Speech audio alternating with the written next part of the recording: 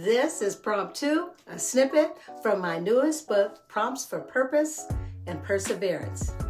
Being 100% centered requires one to be mentally, emotionally, and physically balanced. Typically, when you're upset, it puts stress on your body, and when you're under the weather, you are probably not in the best state of mind. So, I'm not spouting any pearls of wisdom here. However, the question is, how much does being mentally, emotionally, and physically balanced help one to stay centered? Being centered requires focus and purpose. So how can you focus if your mind and your body feel off-centered? Now, there was a time in my life where every morning I would get up and walk 2 miles uphill and then back down as part of my regular exercise routine. That included stretching and weights. I was committed. Well, unfortunately, the demands of my job, its associated travel, and the competing schedules of the family's extracurricular activities soon cut into the time I used to devote to my own physical well-being. Have you ever been in the position of doing what you believe to be the right thing, and then you felt guilty and you felt regret? But then those feelings also played havoc on your mental state because it made you feel like a bad person for being resentful. That was me.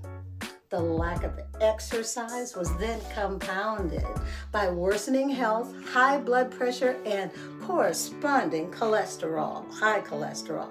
The fact that I would need medication to control all of this did not sit well with my mental and emotional state of mind either.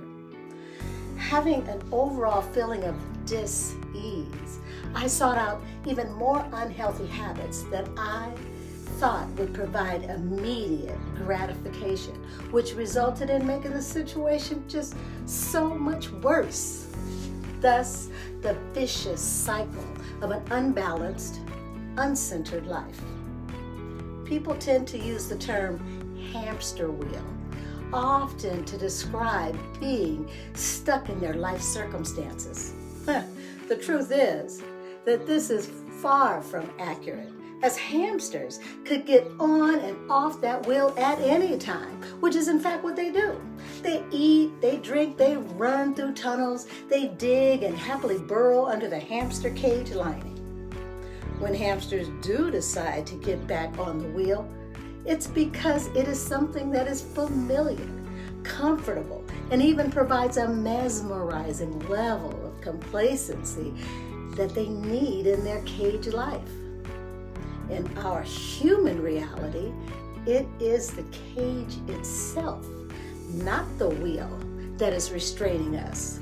So, we get on that wheel and we stay, instead of exploring options outside of the cage or engaging in other activities outside of the wheel. I had to get off the wheel and outside the cage to explore a more meaningful purpose for which I could get centered to lead a physically, mentally, and emotionally balanced life. But how? Well, I learned that blind faith sometimes provides the confidence one needs to move forward. Without any proof that whatever I tried would work, I simply became determined. That determination catapulted me to explore a variety of paths that could lead me out of complacency. I trusted what had worked for me in the past, started a routine of exercise. I sought help and spent time talking to those that I could trust to help me find my purpose. I tried new things, and the satisfaction I got from the novelty of it all almost instantly uplifted my soul. However, I don't want this to appear quick and easy. I had to accept the notion of blind faith and then let the resulting courage to move forward grow and develop over time. I initiated both personal and professional changes with my prioritization of responsibilities at the forefront. I moved to another house. and joined another company, thus essentially getting more new cages. I found new neighbors, friends, and fresh insights. With the move to a new role and leading a new team, I became centered and welcoming new challenges and opportunities for which I could make a meaningful impact. But after a few years passed, taking me up to my recent past, I became inspired to seek even newer roles that would align with my talents and would bring me joy. Then, think back to being trapped on a hamster wheel. Is it inconceivable for you to take the leap away from complacency? Try it. You don't have to move away or change jobs to get mentally, emotionally, and physically balanced, but you can do this.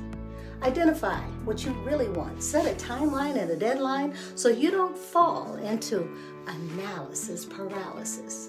Take steps to get there and continuously get fresh perspectives. Stay active and indulge in self-care first. Remember the quote? Being 100% centered requires one to be mentally, emotionally, and physically balanced. What is the purpose of this quote and its application to your life? How will this encourage perseverance, act as a call to action, and bring you joy? Please continue to ponder my prompts for purpose and perseverance. Until next time.